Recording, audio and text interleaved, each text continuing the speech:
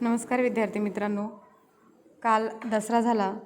दसऱ्यानिमित्त सर्वांना पहिले to be लेटेड सगळ्यांना दसऱ्याच्या हार्दिक शुभेच्छा. नवरात्रीचे 9 दिवस निश्चितच तुमचा गरबा खेळून झालेला असेल. तर आता सर्वांनी बोर्डाच्या परीक्षेसाठी अभ्यासाला लागायला हरकत नाही. बघा, आपण गेल्या तासाला म्हणजेच प्रकरण क्रमांक 3 मध्ये प्रामुख्याने नागरी वस्त्यांचे प्रकार हा पॉईंट अभ्यासलेला होता. आता आपल्याला एका नवीन मुद्द्याला सुरुवात करायची आहे. बघा, गेल्या तासाला आपण पाहिलं की जे नगर आहेत किंवा जी शहरे आहेत, या शहरामध्ये एकच कार्य हे चालत नसतं. त्या ठिकाणी वेगवेगळ्या प्रकारची कार्य चालतात आणि तेथे एखादं कार्य जे आहे ते प्रमुख असू शकतं आणि त्या एखाद्या कार्यामुळे ते नगर असेल किंवा ते शहर असेल हे प्रामुख्याने प्रसिद्ध होतं. हळूहळू या नगराचं रूपांतर जे आहे त्या मोठ्या नगरात होत असतं. नंतर या मोठ्या नगराचं रूपांतर महानगरात होत असतं. म्हणजे काळानुसार या नगरांमध्ये बदल होत असतो आणि त्याचबरोबर या नगरामध्ये चालू असणारी जी कार्य आहेत या कार्यामध्येही प्रामुख्याने गुंतागुंत वाढलेली आपल्याला दिसून येतो. हळूहळू या नगरांचा आणि महानगरांचा आकारही वाढत गेलेला आपल्याला दिसून येतो. त्याच पद्धतीने नगरांच्या कार्यातही मोठ्या प्रमाणावरती बदल घडून येतात. आता हे बदल कोणकोणत्या बाबतीत दिसून येतात तर सर्वसाधारणपणे त्या प्रदेशात उपलब्ध असलेली जी जमीन आहे म्हणजेच भूमी आहे, या भूमीचा वापर कशा पद्धतीने केला जातो, त्यामध्ये कशा पद्धतीने रचनात्मक बदल होतात हे प्रामुख्याने आपल्याला आजच्या तासाला अभ्यासायचं आहे. म्हणजे हे जे होणारे बदल आहेत या बदलांमुळे त्या ठिकाणची म्हणजेच नगरांची क्षितिज रेषा ही बदललेली आपल्याला दिसून येते. बघा, आपल्याला सर्वात प्रथम मुद्दा अभ्यासायचा आहे तो म्हणजे भूमी उपयोजन. आपल्या ठिकाणी आपण नेहमी आपल्या आजूबाजूच्या प्रदेशाचं जर निरीक्षण केलं किंवा आपण ज्या गावात राहतो त्या गावाचं जर आपण निरीक्षण केलं तर आपल्याला असं लक्षात येईल की आपल्या परिसरामध्ये असणारी जी उपलब्ध जमीन आहे या जमिनीचा वापर हा वेगवेगळ्या कारणांसाठी केला गेलेला असतो. म्हणजेच काही ठिकाणी नदी असतात, काही ठिकाणी झाडे असतात, ही प्रामुख्याने नैसर्गिकरित्या जमीन वापरतात. तर काही ठिकाणी मानव जो आहे या जमिनीवरती रस्ते तयार करतो, इमारती बांधतो. म्हणजे आवश्यकतेनुसार आपण वेगवेगळ्या कामांसाठी या ठिकाणी उपलब्ध असलेली जमीन वापरत असतो. म्हणजेच थोडक्यात आपण त्या प्रदेशात असलेल्या भूमीचा वापर हा वेगवेगळ्या कारणांसाठी करत असतो. म्हणजे अगदी आपण निवासासाठी, व्यवसायासाठी, उत्पादनासाठी, मनोरंजनासाठी अशा वेगवेगळ्या कारणांसाठी आपण उपलब्ध असलेल्या जमिनीचा वापर करत असतो. म्हणजे बघा, या ठिकाणी आपल्याला आज पॉईंट पाहायचा आहे ते म्हणजे भूमी उपयोजनाचं वर्गीकरण. आता पहिलं आपण भूमी उपयोजन म्हणजे काय हे प्रामुख्याने पहिले पाहणार आहोत. बघा, या ठिकाणी व्याख्या तुम्हाला दिलेली आहे की जमिनीचा उपयोग हा कोणकोणत्या कारणांसाठी केला जातो हे पाहणे म्हणजेच भूमी उपयोजन होय. म्हणजेच आत्ताच मी तुम्हाला सांगितलं की आपल्या परिसरामध्ये उपलब्ध असलेली जी जमीन आहे त्याचा वापर आपण कोणकोणत्या कारणांसाठी करतो हे पाहणे म्हणजेच काय, भूमी उपयोजन होय.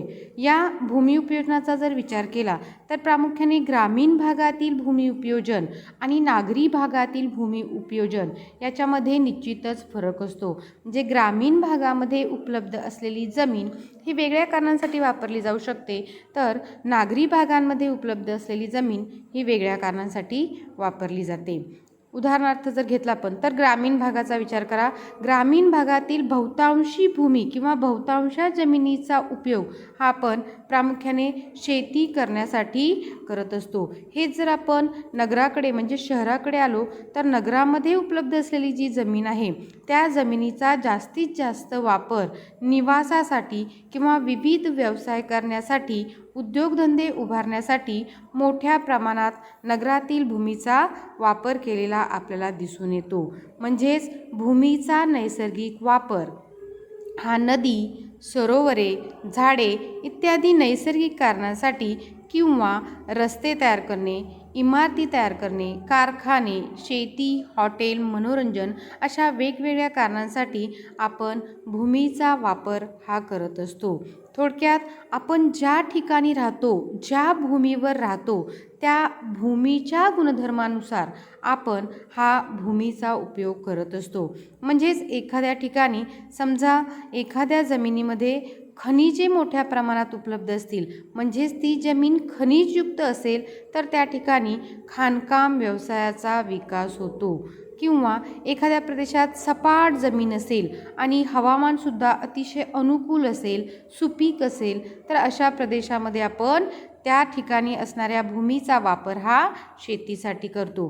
किंवा एखाद्या प्रदेशामध्ये कुरणे मोठ्या प्रमाणात उपलब्ध असतील तर त्या प्रदेशातील कुरणांचा वापर आपण पशुपालन व्यवसाय करण्यासाठी करत असतो. म्हणजेच वेगवेगळ्या प्रदेशामध्ये आपण वेगवेगळ्या पद्धतीने भूमी उपयोजन हे करत असतो. आता बघा, आपल्याला भूमी उपयोजनाचं वर्गीकरण पाहायचं आहे. प्रामुख्याने याच्यामध्ये 2 प्रकारे भूमी उपयोजन, आपल्याला ग्रामीण भागातील भूमी उपयोजन आणि नागरी भागातील भूमी उपयोजन पाहायचं आहे. तर आपण पहिलं सुरुवात करणार आहोत ग्रामीण भूमी उपयोजन. म्हणजेच ग्रामीण भागामध्ये कोणकोणत्या कारणांसाठी भूमीचा वापर केला जातो. आता याच्यामध्ये तुम्हाला पहिलाच पॉईंट आपल्याला सांगता येईल की वने. म्हणजेच ग्रामीण भागामध्ये जर विचार केला तर ग्रामीण भागातील बऱ्याचशा जमिनीवरती ह्या ठिकाणी वनांचं प्रमाण हे मोठ्या प्रमाणात असतं. म्हणजेच त्या ठिकाणी वेगवेगळ्या प्रकारचे जे वृक्ष आहेत ते वृक्ष मोठ्या प्रमाणात असतात. म्हणजेच या ठिकाणी असणारी जी जमीन आहे त्या जमिनींचा वापर वनांसाठी केलेला दिसून येतो. दुसरा मुद्दा आपल्याला सांगता येईल बिगर शेती. म्हणजेच काय, तर या ठिकाणी बघा, ज्या प्रदेशात शेती केली जात नाही अशी जी जमीन असेल त्या जमिनीचा वापर, म्हणजे अगदी मग ती ग्रामीण भागात असू द्या किंवा नागरी भागात असू द्या, विविध पद्धतीने वसाहती स्थापन करण्यासाठी आपण प्रामुख्याने उपलब्ध असलेल्या जमिनीचा वापर करतो. किंवा त्या ठिकाणी पायाभूत सुखसुविधा तयार करण्यासाठी सुद्धा आपण या ठिकाणी उपलब्ध असलेल्या जमिनीचा वापर करतो. बघा, या ठिकाणी तुम्हाला पहिल्या चित्रामध्ये दिसून येतं आहे की पहिल्या चित्रामध्ये इथे वसाहत आहे, दुसऱ्या चित्रामध्ये सुद्धा वसाहत स्थापन केली आहे, तिसऱ्या चित्रामध्ये आपल्याला इथे या ठिकाणी रस्त्यासाठी या जमिनीचा वापर केलेला दिसतो आहे, चौथ्यामध्ये कालवे आहेत, पाचव्यामध्ये 6व्यामध्ये दुकाने आणि मॉल्स यांच्यासाठी या ठिकाणी ग्रामीण भागातील शेतजमिनीचा किंवा ग्रामीण भागातील जमिनीचा वापर केलेला आपल्याला दिसून येतो. तिसरा आहे ओसाड, म्हणजेच नापीक व अनुत्पादक भूमी. म्हणजेच बघा की कोणत्याही प्रयत्नाने जी भूमी आपण कृषीखाली, म्हणजेच त्या ठिकाणी शेती व्यवसाय करू शकत नाही अशी भूमी या जमिनीला आपण ओसाड किंवा अनुत्पादक भूमी असं म्हणू शकतो. की आपण कितीही प्रयत्न केले तरी त्या भूमीवरती आपण शेती या व्यवसायाचा विकास करू शकत नाही किंवा शेती करू शकत नाही. मग असे कोणकोणते एक्झाम्पल आहेत बघा, तुम्हाला इथे चित्रामध्ये दिसत आहेत की या ठिकाणी पहिल्या चित्रामध्ये ओसाड वाळवंट आहे की आपण कितीही प्रयत्न केले तरी ते शेतीचा विकास किंवा शेती व्यवसाय करू शकत नाही. किंवा उंच डोंगर रांगा आहेत. किंवा तिसरं चित्र आपल्याला दिलेलं आहे खचदरी आहे. किंवा चौथं दलदुलयुक्त भूमी, की या ठिकाणी आपण शेती हा व्यवसाय करू शकत नाही. चौथं सांगता येईल कायमस्वरूपी गायरान व चराऊ जमीन. ग्रामीण भागातील शेतजमिनीचा वापर अजून किंवा भूमीचा वापर आपण कशासाठी करू शकतो, तर बघा, एखाद्या प्रदेशामध्ये किंवा एखाद्या ग्रामीण भागामध्ये गावरान किंवा गायरान किंवा कायम चराऊ जमीन ही प्रामुख्याने असते. आणि या जमिनीवरती प्रामुख्याने बघा, तुम्हाला इथे चित्र दाखवलेले आहेत की ते गायरान चराऊ जमीन आहेत की त्या ठिकाणी गुरे जे आहेत ते आपल्याला चरताना दिसून येत आहेत. तर ही जी जमीन आहे ही प्रामुख्याने ग्रामपंचायत किंवा शासनाच्या मालकीची असते. परंतु काही वेळेला जर ही जमीन ग्रामपंचायतीच्या मालकीची असेल तर निश्चितच ती ग्रामपंचायतीच्या उत्पन्नाचे साधन ठरू शकते. म्हणजेच ग्रामीण भागातील जमीन ही चराऊ जमीनसाठी सुद्धा वापरलेली आपल्याला दिसून येते. पाचवा आपल्याला सांगता येईल की किरकोळ वृक्ष, पिके व वनराई म्हणजेच काय, तर या ठिकाणी निव्वळ लागवडीखाली जे क्षेत्र आहे या क्षेत्राचा समावेश हा प्रामुख्याने यामध्ये केला जात नाही. तर कशाचा समावेश केला जातो यामध्ये, तर बघा या चित्रांमध्ये तुम्हाला दिसत आहेत की फळबाग आणि फळझाडे यासाठी प्रामुख्याने या ठिकाणी उपलब्ध असलेल्या जमिनीचा वापर हा केला जातो. या ठिकाणी बघा यातील बहुतांशी जमीन किंवा बहुतेक जमीन ही खाजगी मालकीची असलेली आपल्याला दिसून येते. पुढचा 6वा मुद्दा आपल्याला सांगता येईल पिकाऊ अनुत्पादक जमीन. म्हणजेच काय, पिकाऊ अनुत्पादक जमीन म्हणजे काय, तर एखाद्या प्रदेशामध्ये 5 वर्षापेक्षा जास्त काळ जी भूमी लागवडीखाली आणलेली नसेल, त्या ठिकाणी कोणत्याही प्रकारच्या शेतीची लागवड केलेली नसेल, मात्र काही ठराविक काळानंतर म्हणजेच 5 वर्षांनंतर त्यावेळी त्या ठिकाणी त्या जमिनीत सुधारणा करून ती जमीन ज्या वेळेला आपण लागवडीखाली आणू शकतो त्यावेळेला त्या जमिनीला पिकाऊ अनुत्पादक जमीन असं म्हटलं जातं. म्हणजे अगदी 5 वर्षापेक्षा सुद्धा जास्त काळ ही जमीन नापीक असते किंवा ओसाड पडलेली असते. नंतर मात्र त्या जमिनीमध्ये थोड्याफार सुधारणा करून आपण त्या ठिकाणी शेती हा व्यवसाय करू शकतो. बघा या ठिकाणी दिलेली जी चित्र आहेत ही तुम्हाला अशी जमीन ही प्रामुख्याने या चित्रामध्ये दाखवलेली आहे. तर ग्रामीण भागामध्ये अशा पद्धतीची सुद्धा जमीन ही उपलब्ध असते. पुढचा 7वा मुद्दा आपल्याला सांगता येईल चालू पडजमीन. आता चालू पडजमीन म्हणजे काय, तर 1 वर्ष किंवा त्यापेक्षा कमी काळ ज्या वेळाला आपण ती शेतजमीन लागवडीखाली आणत नाही त्यावेळेला त्याला चालू पडजमीन असं म्हणतात. म्हणजेच काय, बऱ्याच वेळा आपण पाहतो बघा एकाच ठिकाणी सतत जर आपण पीक घेत राहिलं तर निश्चितच त्या प्रदेशामध्ये किंवा त्या शेतीची सुपीकता ही कमी होते. मग ती सुपीकता वाढविण्यासाठी काही वेळेला शेतकरी काय करतो, तर त्या ठिकाणी एखाद वर्ष किंवा त्याहीपेक्षा कमी काळ त्या ठिकाणी कोणत्याही पद्धतीचं उत्पादन हे घेत नाही. म्हणजे जाणीवपूर्वक तो शेतकरी त्या जमिनीला पडीक जमीन म्हणून 1 वर्ष किंवा त्यापेक्षा कमी काळासाठी ठेवून देतो. याचा फायदा काय होतो की या पडीक ठेवलेल्या काळामध्ये प्रामुख्याने ही जी जमीन आहे ही जमीन नैसर्गिकरित्या पुन्हा कसदार बनते आणि त्यामुळे त्या जमिनीला सुपीकता प्राप्त होते आणि पुन्हा शेतकरी त्या ठिकाणी शेती हा व्यवसाय करू शकतो. म्हणजे अशाही पद्धतीची जमीन हे आपल्याला ग्रामीण भागामध्ये पाहायला मिळते. पुढचा प्रकार सांगता येईल आपल्याला चालू पडशिवायची पडजमीन. म्हणजे काय, तर ही सुद्धा लागवडी योग्य जमीन असते. या ठिकाणी वेगवेगळ्या पिकांची लागवड केली जाते. या जमिनीचं वैशिष्ट्य म्हणजे काय, तर ही जमीन 1 वर्षापेक्षा जास्त परंतु 5 वर्षापेक्षा कमी काळ पडीक राहते. बघा पुन्हा एकदा, ही जमीन जी आहे ती 1 वर्षापेक्षा जास्त परंतु 5 वर्षापेक्षा कमी काळ पडीक राहते, म्हणून याला चालू पडशिवायची पडजमीन असं आपण म्हणू शकतो. तथापि कोणत्याही लागवडीयोग्य जमीन 5 वर्षापेक्षा जर जास्त दिवस पडीक राहिली तर ती जमीन लागवडयोग्य अनुत्पादक जमीन या वर्गात आपल्याला मोडलेली दिसून येते. बघा या ठिकाणी अशी जमीन ही प्रामुख्याने ग्रामीण भागात असलेली आपल्याला दिसून येते. पुढचा 9वा सांगता येईल आपल्याला ग्रामीण भागातील भूमीचा उपयोग निव्वळ लागवडीखालील क्षेत्र.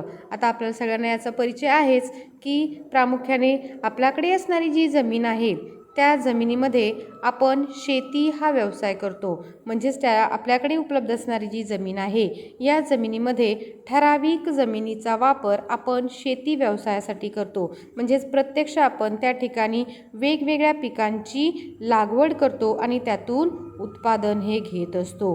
म्हणजे थोडक्यात याला म्हणायचं निव्वळ लागवडीखालील क्षेत्र. अशा पद्धतीने आपण ग्रामीण भागातील शेतजमिनीचा किंवा उपलब्ध असलेल्या जमिनीचा वापर हा करू शकतो. आता पुढे हे सगळं झालं ग्रामीण भागातील भूमी उपयोजन. आता पुढचा मुद्दा आपल्याला पाहायचा आहे तो म्हणजे नागरी भागातील भूमी उपयोजन. नागरी भागामध्ये कोणकोणत्या कारणांसाठी उपलब्ध असलेल्या जमिनीचा वापर आपण करू शकतो. अगदी बारकाईने आपण निरीक्षण केलं, एखाद्या शहराचं निरीक्षण केलं किंवा एखादं शहर जर डोळ्यासमोर आणलं तर निश्चितच त्या ठिकाणी उपलब्ध असलेली जमीन हे आपण कोणकोणत्या कारणांसाठी वापरू शकतो हे आपल्याला सहज लक्षात येईल. त्यातली पहिली गोष्ट म्हणजे निवासी क्षेत्र. निवासी क्षेत्र म्हणजे काय, तर त्या शहरामध्ये उपलब्ध असणारी जी जमीन आहे त्या जमिनीचा वापर हा प्रामुख्याने त्या प्रदेशात असणारे जे लोक आहेत हे लोक स्वतःचं घर बांधण्यासाठी प्रामुख्याने त्या भूमीचा वापर केलेला आपल्याला दिसून येतो.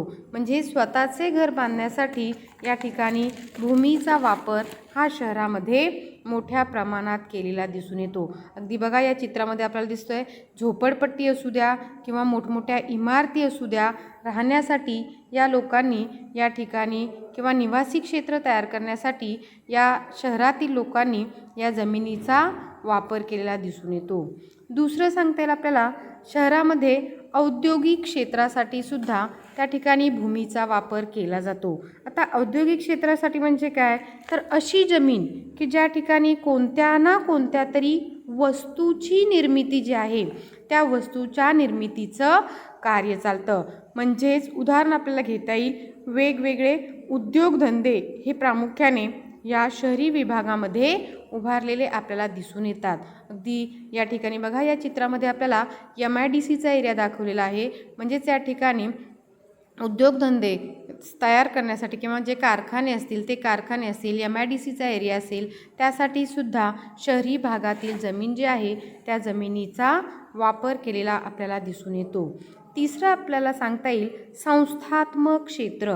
शहरी भागामध्ये दिवसेंदिवस आपल्याला माहितीच आहे की ग्रामीण भागातील बरेचसे लोक जे आहेत ते शहरी विभागाकडे स्थलांतर करतात आणि शहरी विभागाकडे स्थलांतर केल्यामुळे त्या प्रदेशात लोकसंख्या वाढते. वाढलेल्या लोकसंख्येमुळे त्या ठिकाणी उपलब्ध असणारी जी जमीन आहे व त्या ठिकाणी वेगवेगळ्या प्रकारे शैक्षणिक संस्था या मुलांच्या शिक्षणासाठी वेगवेगळ्या शैक्षणिक संस्था निर्माण कराव्या लागतात, विद्यापीठे निर्माण करावी लागतात किंवा कार्यालय असतात, त्या ठिकाणी छावणी असते. अशा विविध कार्यासाठी ही शहरी भागातील जमीन वापरली जाते. बघा या ठिकाणी तुम्हाला जे चित्र दिलेले आहेत या चित्रामध्ये तुम्हाला शैक्षणिक संस्थेचं चित्र दिलेलं आहे, विद्यापीठाचं चित्र दिलेलं आहे, कार्यालयाचं चित्र दिलेलं आहे. त्याचप्रमाणे आर्मी किंवा नेव्ही म्हणजे छावणी ज्या आहेत त्या या सर्व कारणांसाठी शहरातील भूमीचा वापर हा केला जातो हे आपल्याला सांगता येईल.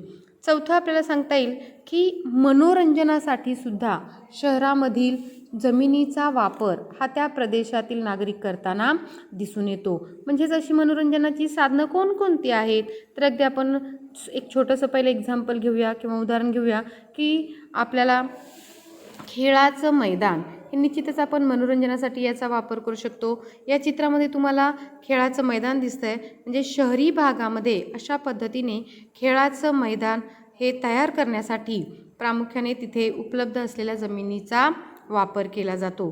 त्याच पद्धतीने बाग म्हणजेच गार्डन तयार करण्यासाठी सुद्धा शहरामध्ये जमिनीचा वापर केलेला आपल्याला दिसून येतो. बघा या चित्रामध्ये तुम्हाला विविध प्रकारचे गार्डन दिसत आहेत किंवा बाग दिसत आहेत की ही बाग तयार करण्यासाठी त्या प्रदेशातील किंवा त्या शहरातील जमिनीचा वापर केला गेलेला दिसून येतो. त्याच पद्धतीने शहरी भागामध्ये सिनेमागृह असेल, नाट्यगृह असेल की जे आपण मनोरंजनासाठी वापरतो, तर या ठिकाणी या सिनेमागृह किंवा नाट्यगृह तयार करण्यासाठी सुद्धा शहरी विभागामध्ये जमिनीचा वापर हा मोठ्या प्रमाणात केला जातो. म्हणजेच मनोरंजनामध्ये आपण खेळाचं मैदान असेल, बाग असेल, सिनेमागृह असेल, नाट्यगृह असेल, अशा विविध कारणांसाठी या शहरातील जमिनीचा वापर हा प्रामुख्याने केलेला आपल्याला दिसून येतो.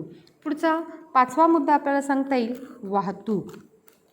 वाहतुकीसाठी सुद्धा शहरातील जमिनीचा वापर हा मोठ्या प्रमाणात केला जातो.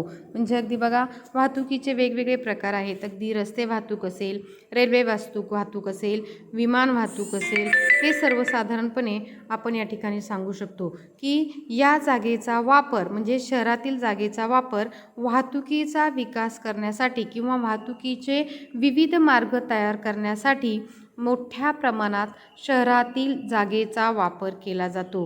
अगदी आपण बघा, या चित्रामध्ये तुम्हाला दाखवलेलं आहे की या ठिकाणी विमानतळ तयार केलेलं आहे. ते विमानतळासाठी सुद्धा मोठ्या प्रमाणात जागा आपल्याला आवश्यकता असते, किंवा रस्ते तयार करण्यासाठी या ठिकाणी आपल्याला जागा आवश्यक असते, किंवा रेल्वे स्थानक तयार करण्यासाठी किंवा लोहमार्ग तयार करण्यासाठी सुद्धा मोठ्या प्रमाणात आपल्याला जागेची आवश्यकता असते. आणि प्रामुख्याने शहरी विभागामध्ये वाहतुकीचा सुद्धा विकास करण्यासाठी मोठ्या प्रमाणात जमिनीचा वापर केला जातो. पुढचा 6वा पॉईंट आपल्याला सांगता येईल व्यापारी क्षेत्र. आता व्यापारी क्षेत्र म्हणजे काय, तर नागरिक क्षेत्र म्हणजेच काय, तर ज्या जमिनीवरती दैनंदिन किंवा पक्क्या मालाची दैनंदिन विक्री होते त्या ठिकाणी निवासी क्षेत्रसुद्धा असतं.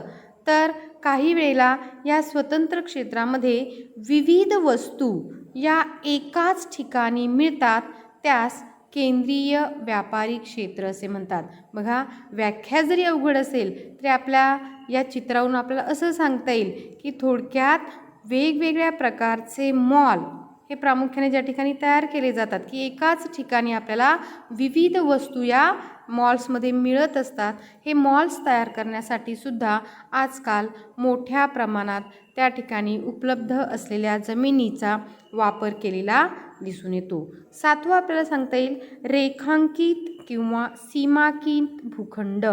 हे भूखंड जर आपण पाहिले तर प्रामुख्याने मोकळे असतात आणि या मोकळ्या भूखंडांचा वापर हा इमारतीच्या बांधकामासाठी केला जातो. म्हणजे दिवसेंदिवस शहराची लोकसंख्या वाढत चाललेली आहे व त्या ठिकाणी जागेची टंचाई निर्माण झाल्यामुळे त्या ठिकाणी जे मोकळे भूखंड आहेत त्या मोकळ्या भूखंडांचा वापर हा इमारतीच्या बांधकामासाठी केला जातो. म्हणजेच ज्या ठिकाणी नागरिक क्षेत्र आहे त्या नागरिक क्षेत्राच्या सीमेवरती या ठिकाणी चित्रात दाखवल्याप्रमाणे वेगवेगळे प्लॉट्स पाडले जातात आणि त्या ठिकाणी कृषी जमिनीचा वापर हा त्या ठिकाणी निवासासाठी म्हणजेच विविध प्रकारच्या इमारती बांधण्यासाठी वापर केलेला आपल्याला दिसून येतो. पुढचा 8वा मुद्दा आपल्याला सांगता येईल संमिश्र भूमी उपयोजन. आता संमिश्र भूमी उपयोजन म्हणजेच काय, तर या ठिकाणी एखादा प्रदेश असा असतो की ज्याचा वापर एखाद्या क्षेत्रात जेव्हा विविध कारणांसाठी त्या प्रदेशातील भूमीचा वापर केला जातो त्यावेळेला आपण त्याला संमिश्र भूमी उपयोजन असे म्हणू शकतो. उदाहरणार्थ बघा, या ठिकाणी विविध प्रकारची घरे दिसत आहेत, दुकाने दिसत आहेत, औद्योगिक ठिकाणे आहेत, व्यवसाय आहे, दवाखाने आहेत, शाळा किंवा महाविद्यालय या ठिकाणी आपल्याला दिसतात. म्हणजे या ठिकाणी हे सर्व एकाच क्षेत्रामध्ये ज्या वेळेला एकत्रितपणे आढळून येतात त्यावेळेला त्याला संमिश्र भूमी उपयोजन असे आपण म्हणू शकतो. म्हणजे असे विविध प्रकारे घरे, दुकाने, शाळा, महाविद्यालय, दवाखाने हे एकाच क्षेत्रामध्ये यांचा विकास झालेला असतो आणि आज मोठ्या प्रमाणात अशा पद्धतीने भूमीचा वापर हा संमिश्र पद्धतीने केलेला दिसून येतो. अशा पद्धतीने आपण नागरी भागात असणाऱ्या आणि ग्रामीण भागात असणाऱ्या भूमीचा वापर हा कशाकशासाठी केला जातो हे आपण या मुद्द्याद्वारे पाहिलेला आहे. आता आपल्याला पुढचा मुद्दा पाहायचा आहे तो म्हणजे भूमी उपयोजन आणि भूमी आच्छादन. आता दोन्ही शब्द ज्याला आपण उच्चारतो, कोणते, भूमी उपयोजन आणि भूमी आच्छादन, हे दोन्ही शब्द आपण उच्चारल्यानंतर आपल्याला बऱ्याच वेळा असं वाटतं की हे दोन्ही शब्द हे एकसारखे आहेत, म्हणजे ते समानार्थी आहेत, परंतु तसं नाही. या दोनही शब्दांचा अर्थ हा निश्चितच वेगवेगळा आहे. बघा, भूमी उपयोजन म्हणजे काय आणि भूमी आच्छादन म्हणजे काय हे प्रामुख्याने आपल्याला या मुद्द्यामध्ये दिलेलं आहे. आता भूमी उपयोजन म्हणजे काय, बघा की मानवाने भूमीचा वापर हा कोणत्या कारणासाठी केलेला आहे त्यास भूमी उपयोजन असे आपण म्हणू शकतो. जसं की आत्ताच आपण पाहिलं की ग्रामीण भागामध्ये मानव कोणकोणत्या कारणांसाठी भूमीचा वापर करतो किंवा शहरी भागामध्ये मानव कोणकोणत्या कारणांसाठी भूमीचा वापर करतो. म्हणजे ज्या कारणांसाठी आपण भूमीचा वापर करतो म्हणजेच भूमी उपयोजन. आणि भूमी आच्छादन म्हणजे काय, तर भूमीवर आढळणारे वेगवेगळे जे प्राकृतिक किंवा नैसर्गिक घटक आहेत, जे निसर्गतः त्या ठिकाणी आहेत, त्याला आपण भूमी आच्छादन असं म्हणू शकतो. म्हणजे बघा, भूमी उपयोजनामध्ये वेगवेगळ्या प्रकारचा भूमीचा वापर आपण शेतीसाठी करतो, उद्योगासाठी करतो, व्यापारासाठी करतो, वाहतुकीसाठी करतो, निवासासाठी करतो, मनोरंजनासाठी करतो. अशा वेगवेगळ्या कारणांसाठी आपण ज्यावेळेला भूमीचा प्रत्यक्षात वापर करतो त्यावेळेला त्याला आपण भूमी उपयोजन असं म्हणू शकतो. तर भूमी आच्छादन म्हणजे काय, तर एखाद्या प्रदेशामध्ये नैसर्गिकरित्या त्या ठिकाणी वेगवेगळे घटक आढळतात. त्यामध्ये वने असतील, पाणी असेल, नदी असेल, बर्फ असेल, खडक असेल, वाळू असेल की जे निसर्गतःच त्या घटक त्या ठिकाणी उपलब्ध असतात किंवा निसर्गतःच हे सर्व घटक त्या ठिकाणी जमीन मापतात, यालाच भूमी आच्छादन असं आपण म्हणू शकतो. थोडक्यात भूमी उपयोजन जे आहे ते भूमीमध्ये असणारे गुणधर्म कोणते आहेत त्याच्याशी निगडीत असतं, तर भूमी आच्छादन जे आहे ते त्या ठिकाणी असणारे प्राकृतिक घटक जे आहेत त्याच्याशी निगडीत असतं. अशा पद्धतीने आपण भूमी उपयोजन आणि भूमी आच्छादन हा फरक सांगू शकतो. काही वेळेला तुम्हाला याच्यावरती प्रश्नही विचारला जाऊ शकतो की भूमी उपयोजन आणि भूमी आच्छादन यामध्ये कोणता फरक आहे, तर तुम्हाला या मुद्द्यांच्या साहाय्याने हा फरक स्पष्ट करता येईल. बघा, आता आपल्याला पुढचा एक नवीन मुद्दा अभ्यासायचा आहे, तो कोणता, ग्रामीण नागरी झालर क्षेत्र. तसं पाहिलं तर झालर हा शब्द आपल्यासाठी थोडासा नवीन आहे. तर ग्रामीण आणि नागरी झालर क्षेत्र म्हणजे एक्झॅक्टली काय, तर एखाद्या बाजूला म्हणजे समजा ग्रामीण भाग असेल आणि दुसऱ्या बाजूला शहरी भाग असेल, त्यांच्यामधला जो भाग आहे या भागाला आपण झालर क्षेत्र असं म्हणू शकतो. बघा पुन्हा एकदा की ग्रामीण आणि नागरी क्षेत्र जे आहे, एका बाजूला ग्रामीण भाग असेल आणि दुसऱ्या बाजूला नागरी क्षेत्र असेल, तर या दोन्हींच्या मध्ये असणारा जो भाग आहे, असणारा जो प्रदेश आहे, या प्रदेशाला आपण ग्रामीण नागरी झालर क्षेत्र असे म्हणू शकतो. हे जे क्षेत्र आहे हे प्रामुख्याने ग्रामीण भाग आणि शहरी भाग या दोनही भागातील संक्रमण क्षेत्र असल्यामुळे या भागामध्ये ग्रामीण पद्धतीची आणि नागरी वैशिष्ट्ये हे आपल्याला एकत्रित या ठिकाणी आढळलेली दिसून येतात.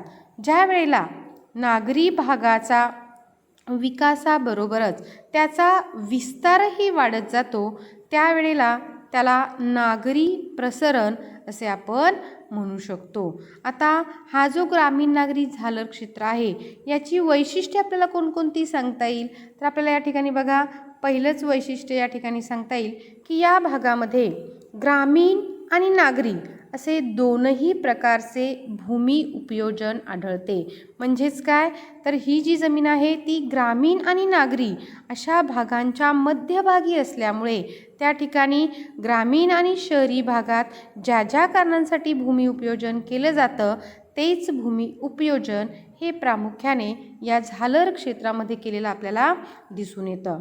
दुसरा मुद्दा आपल्याला या झालर क्षेत्राचा काय सांगता येईल की या क्षेत्रामध्ये दोन प्रकारच्या प्रशासकीय सेवा आढळतात. म्हणजे जसं ग्रामीण भाग असेल तर ग्रामपंचायत आणि शहरी भाग असेल तर नगरपालिका, अशा दोनही प्रकारच्या प्रशासकीय सेवा या झालर क्षेत्रामध्ये आपल्याला पाहावयास मिळतात. तिसरा मुद्दा आपल्याला सांगता येईल की सोयी सुविधा आणि वाहतुकीच्या ज्या समस्या आहेत त्या या ठिकाणी कमी असतात. म्हणजे ग्रामीण भाग असल्यामुळे लोकसंख्या कमी असते आणि ग्रामीण आणि नागरी हे दोनही भाग एकत्रित त्या ठिकाणी मधलाच भाग असल्यामुळे त्या ठिकाणी निवासी किंवा सुखसुविधा ज्या आहेत, वाहतुकीच्या ज्या समस्या आहेत त्या कमी असतात आणि त्याच पद्धतीने त्या कमी दर्जाच्या सुद्धा असतात.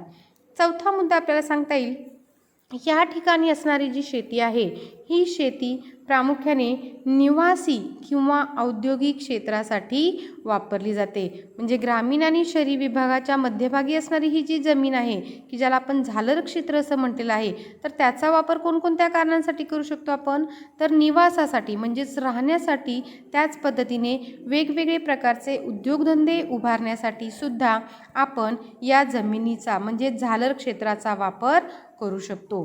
पुढे 5वा मुद्दा आपल्याला सांगता येईल की या क्षेत्रामध्ये ग्रामीण क्षेत्राचा काही भाग हा नागरीकरणाने संक्रमित होतो. म्हणजे नागरी भागामध्ये ज्या सुखसुविधा असतात त्या सुखसुविधा या ठिकाणी ग्रामीण क्षेत्रामध्ये सुद्धा काही प्रमाणात विकसित केल्या जातात. पुढचा 6वा मुद्दा आपल्याला सांगता येईल बघा की येथील ग्रामीण भागाचा जो वापर आहे हा निवासासाठी म्हणजेच राहण्यासाठी, त्याच पद्धतीने रोजच्या प्रवासासाठी याचा वापर हा मोठ्या प्रमाणामध्ये केला जातो. आणि 7वा मुद्दा आपल्याला सांगता येईल शेवटचा की झालर क्षेत्रातील जे लोक आहेत ते दररोज कामानिमित्त किंवा नोकरीनिमित्त हे ये जा करताना आपल्याला दिसून येतात. अशा पद्धतीने आपल्याला निश्चितच ग्रामीण नागरी झालर क्षेत्र म्हणजे काय आणि त्याची वैशिष्ट्ये कोणती आहेत हे या मुद्द्यांच्या साहाय्याने आपल्याला समजलं असेल. आता पुढचा मुद्दा आपला आहे तो म्हणजे उपनगरे. आता उपनगरे म्हणजे काय? तर बघा की महानगरे जे आहेत त्या महानगरांच्या सीमावर्ती भागावर जी वेगवेगळी लहान आकाराची नगरे असतील किंवा लहान किंवा मोठी शहरे असतील, तर असं जे नागरी क्षेत्र आहे त्या नागरी क्षेत्राला आपण उपनगरे असं म्हणू शकतो. बघा पुन्हा एकदा, उपनगरे म्हणजे काय? तर वेगवेगळ्या महानगरे जी आहेत त्या महानगरांच्या सीमावर्ती भागावरती किंवा सीमांवरती ज्या वेळेला लहान लहान आकाराची नगरे किंवा लहान किंवा मोठी शहरे वसतात, तेव्हा असं जे नागरी क्षेत्र असतं त्या नागरी क्षेत्राला आपण उपनगरे असं म्हणू शकतो. ही जी सर्व उपनगरे आहेत ही प्रामुख्याने शहराच्या विकासाच्या परिणामाने वाढलेली असतात. म्हणजे अगोदर एखादं शहर निर्माण होतं, हळूहळू त्याचा विस्तार पुढे पुढे वाढत जातो. उदाहरण घ्यायचं म्हटलं तर बघा मुंबई आहे, या मुंबईची उपनगरे म्हणजे मुंबई शेजारी हळूहळू मुंबईचा विस्तार झाला, मग त्याच्या शेजारी भांडूप असेल, कल्याण असेल, विरार असेल, अशी उपनगरे निर्माण झाली. किंवा पुण्याचं एक्झाम्पल जर आपण घेतलं तर पुण्याच्या आजूबाजूच्या प्रदेशात हळूहळू उपनगरांचा विकास झाला. म्हणजे वाकड असेल, हिंजवडी असेल किंवा कात्रज असेल, अशा वेगवेगळ्या उपनगरांचा विकास हा मुख्य महानगरांच्या सीमावर्ती भागामध्ये झालेला आपल्याला दिसून येतो. आता या प्रकरणातला शेवटचा मुद्दा आपल्याला पान नंबर 27 वरती दिलेला आहे बघा, करून पहा असं म्हटलेलं आहे. आता करून पहा त्या ठिकाणी कोणता प्रश्न विचारला आहे तुम्हाला की खालीलपैकी कोणत्या समस्यांना तुम्ही ज्या शहरात किंवा नगरात किंवा ग्रामीण भागात राहत असाल तर त्या ठिकाणी तुम्हाला कोणकोणत्या समस्यांना सामोरं जावं लागतं त्यांची चर्चा ही आपल्याला या ठिकाणी करायची आहे. बघा या ठिकाणी अनुक्रमांक दिलेला आहे, समस्यांचे प्रकार दिलेले आहेत आणि त्या संदर्भात कोणकोणते प्रश्न किंवा कोणकोणत्या समस्या निर्माण होतात ते आपल्याला या ठिकाणी सांगायचं आहे. पहिलं बघा समस्या आहे आर्थिक. आता आर्थिक समस्या कोणती? जर एखाद्या प्रदेशात लोकसंख्या वाढत गेली तर त्या ठिकाणी सर्व लोकांना रोजगार मिळत नाही, म्हणजेच त्या ठिकाणी बेकारी ही वाढलेली आपल्याला दिसून येते. त्या ठिकाणी प्रादेशिक असमतोल निर्माण होतो. त्याच पद्धतीने औद्योगिकरणाच्या समस्यासुद्धा त्या प्रदेशामध्ये वाढू लागतात. दुसरी समस्या आपल्याला सांगता येईल सामाजिक. आता सामाजिक समस्या कोणती की लोकसंख्या वाढल्यामुळे त्या ठिकाणी लोकसंख्येची घनता वाढते, त्यामुळे कोणकोणत्या समस्या निर्माण होऊ शकतात तर त्याच्यामध्ये आपण एक्झाम्पल देऊ शकतो, गुन्हेगारी ही समस्या त्या ठिकाणी निर्माण होऊ शकते. अगदी रोजगार न मिळाल्यामुळे बरेचसे लोक हे गुन्हेगारी प्रवृत्तीकडे वळतात, त्या ठिकाणी जातीय दंगली ही समस्या निर्माण होते. बरेचसे लोक हे रोजगार न मिळाल्यामुळे त्या ठिकाणाहून स्थलांतर करताना आपल्याला दिसून येतात आणि सामाजिक ऐक्यसुद्धा त्या ठिकाणी कमी झालेले आपल्याला दिसून येतं. तिसरी समस्या आहे सांस्कृतिक. आता सांस्कृतिक समस्या कोणती तर दिवसेंदिवस आपण पाहतोय की आपल्या ग्रामीण भागामध्ये वेगवेगळे साजरे केले जाणारे जे सण आहेत, ते उत्सव आहेत, ते हळूहळू त्यांचा विनाश होत चाललेला आहे. म्हणजेच ग्रामीण संस्कृतीचा ऱ्हास होत चाललेला आहे आणि त्या ठिकाणी मोठ्या प्रमाणात वेगवेगळे प्लॉट असतील, मॉल असतील, तर त्या संस्कृतींचा विकास हा आज झालेला आपल्याला दिसून येत आहे. चौथी समस्या आपल्याला सांगता येईल पर्यावरणीय समस्या. आता पर्यावरणीय समस्या म्हणजे काय, तुम्ही पाहताच दिवसेंदिवस लोकसंख्या वाढलेली आहे. वाढलेल्या लोकसंख्येमुळे गाड्यांची संख्या वाढलेली आहे. यामुळे मोठ्या प्रमाणात प्रदूषण ही समस्या आज निर्माण झालेली आहे. त्याच पद्धतीने मोठ्या प्रमाणात कचरा असेल, सांडपाणी असेल, त्यांची विल्हेवाट कशी लावायची ही सुद्धा एक समस्या आज निर्माण झालेली आहे. त्याच पद्धतीने आज आपण पाहतोय की विविध भागामध्ये दुष्काळाची समस्या निर्माण झालेली आहे, तर काही भागामध्ये साथीचे रोग याची सुद्धा समस्या निर्माण झालेली आहे. अगदी आता चालूचं उदाहरण आपण देऊ शकतो की आता कोविड-19 यामुळे म्हणजेच कोविड हा एक साथीचा रोग आहे, ही सुद्धा एक पर्यावरणीय समस्या ही निर्माण झालेली आपल्याला दिसून येते. पुढचा 5वा प्रकार आहे पायाभूत सोयी सुविधा. आता ही समस्या म्हणजे नक्की कोणती समस्या, तर आपल्याला आवश्यक असणाऱ्या ज्या पायाभूत सुखसुविधा आहेत त्यांच्यासुद्धा समस्या किंवा प्रश्न निर्माण झालेल्या आहेत. त्या कोणकोणत्या, तर अगदी एक्झाम्पल आपल्याला घेता येईल, जागेची टंचाई असेल, वाहतुकीच्या समस्या असतील, पाणी टंचाई असेल किंवा वेगवेगळ्या ज्या सार्वजनिक सुखसुविधा आहेत त्या सुखसुविधांचा अभाव, ह्या सर्व प्रश्न आपल्यासमोर निर्माण झालेले आहेत. आणि शेवटची शासकीय व प्रशासकीय समस्या. आता याच्यामध्ये कोणकोणती, तर बघा लोकसंख्या वाढत आहे, त्यामुळे आज जर तुम्ही पाहिलं तर संरक्षण यंत्रणेवरती ताण निर्माण झालेला आपल्याला दिसून येतो. त्याच पद्धतीने सतत लोकसंख्या वाढत आहे आणि त्यामुळे त्या प्रदेशात उपलब्ध असणाऱ्या ज्या सार्वजनिक सुखसुविधा आहेत या सुखसुविधांवरती सुद्धा ताण निर्माण झालेला आपल्याला दिसून येतो. त्याच पद्धतीने अपुरे कर्मचारी असतात, इमारतींचा अभाव असतो. अशा वेगवेगळ्या प्रकारच्या समस्या या प्रामुख्याने निर्माण झालेल्या दिसून येतात.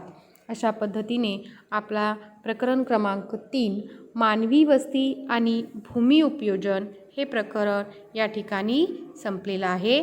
धन्यवाद.